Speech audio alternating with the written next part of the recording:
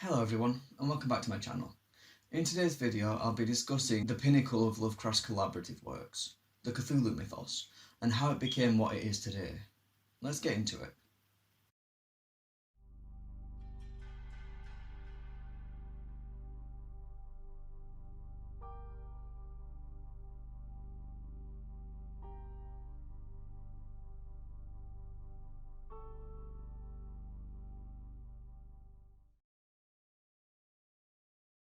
When we think of the Cthulhu Mythos, one name comes to mind: Lovecraft. And to cover a topic as extensive as the mythos, we must first go back to the start.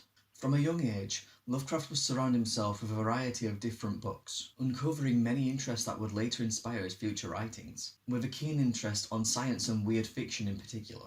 Through the years, a dark cloud would fall over Lovecraft, with many unfortunate events plaguing him. Despite the dark times, writing was a constant, with astronomy and poetry being the only passions in his life for several years. Between the years of 1908 and 1913, he had fallen into a life of hermitry, pursuing little outside his research and writing. However, prior to those years, he had written several pieces that showed the potential he had kept buried for so long. It would be in 1917 when we get our first official tale of the mythos, when he wrote the short story Dagon. Lovecraft's life would take a major turn when on the 24th of May 1921, his mother would pass away after an extensive hospital stay. Her death left him devastated, but over the following weeks, he would pull himself together enough to take a life-changing trip. On the 4th of July 1921, he attended a journalism convention in Boston that would alter his future dramatically. The chance meeting of his wife-to-be, Sonia Haft Green, would lead him to uprooting from his home of Providence, Rhode Island, and moving to Brooklyn, New York, where his career would start to bear fruit.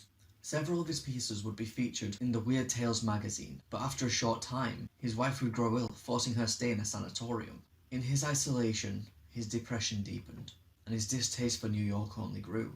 Very few work prospects, and his wife moving away in search of better opportunities after her stay, he would return to his home in Providence. Over his last 10 years, he would face many more hardships. But from this point on, he would find his place in the writing of weird fiction, travelling the eastern seaboard and supporting many other writers in their careers. As much as we associate the mythos with Lovecraft, we need to remember it wasn't a completely solo project. During his life, Lovecraft corresponded with and aided other authors in their writings, with several of those works gaining inspiration from and directly referencing the Cthulhu mythos. August Derleth was one such correspondent. With the passing of Lovecraft, the first stage would come to an end, with Derleth taking up the mantle for stage 2. Through his involvement with the mythos, he would become a divisive figure among the fans, splitting them into two factions, the followers of Derleth and the Lovecraft Puritans. Where once stood cosmicism, stood dualism, and the concept of human insignificance in the vastness of the greater cosmos would be replaced with a constant battle of good and evil. Derleth would attempt to connect each story in the mythos, and with this dualism approach, the neutrality of the Great Old Ones would be forgotten, instead replaced with malevolence. Beings that played no role in lesser affairs would become villains for the outer gods. This was only one aspect of the new system Derleth would build. He would also forget any distinctions between the cycles, which led to inconsistencies as the mythos was brought together. With Derleth's loose interpretation of what constituted canon, the mythos grew to an enormous degree, which would only prove more problematic as the third stage came into the fold. Richard Tierney would be one of the first to challenge Derleth's approach in his essay The Derleth Mythos, in which he goes against the elemental system Derleth developed, as well as the attempt to bind the mythos to Christian ethics and morality. Tierney would later give an interview for Sword and Sorcery magazine, in which he said, "I don't feel my writing has taken up the line of Lovecraft's development. Rather, I appear to have taken up and developed Derleth's vision of the mythos."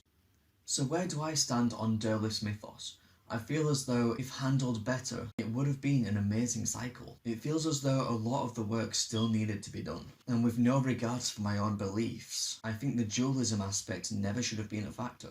I do think the logical next step would have been an attempt at world building, but with something so fragile, it needs to be done right. I don't think Derleth was the right person to undertake such a task, but I do appreciate some of the concepts he brought to the mythos, and I respect him for the good he did. He kept it alive after Lovecraft's death, and made efforts to preserve the works with the founding of the publishing firm Arkham House, and for that, I can only thank August Derleth for his contributions. With the Third Age came new promising prospects. Through his work, Lynn Carter would continue where Derleth left off, attempting to bring polish to the continuity, with many other writers taking the same approach, following the path laid before them. In 1970, we would get the first movie related to the mythos, with the Dunwich Horror. Though not the first movie adapted from Lovecraft's works, it was the first to fully delve into the cosmic aspects. 1981 would bring another development, when Chaosium released the role-playing game Call of Cthulhu, bringing the world of the Cthulhu mythos to a whole new audience, introducing it to many more people, and helping the mythos remain relevant for years to come. Through Carter's efforts, the various gods would have their ancestry and serving races listed, and despite this not bringing too much cohesion to the stories themselves, people would over time realise that much like mythology of ages old, the mythos has stories that can't be fully connected. When I first started writing the script for this video, I set out to ask, what exactly is the mythos? I don't think the answer is a simple one. Through many years, the passion of the creators has shaped it to what it is now. With amazing directors behind scenes, incredible authors behind computers, and one of the biggest industries of video gaming, bringing so many new opportunities for the future, it's difficult to answer. But if I had to, I'd say we're in the fourth stage, the age of revitalization. It's been 75 years since Lovecraft's death, but the mythos has never been bigger than it is now. Thank you.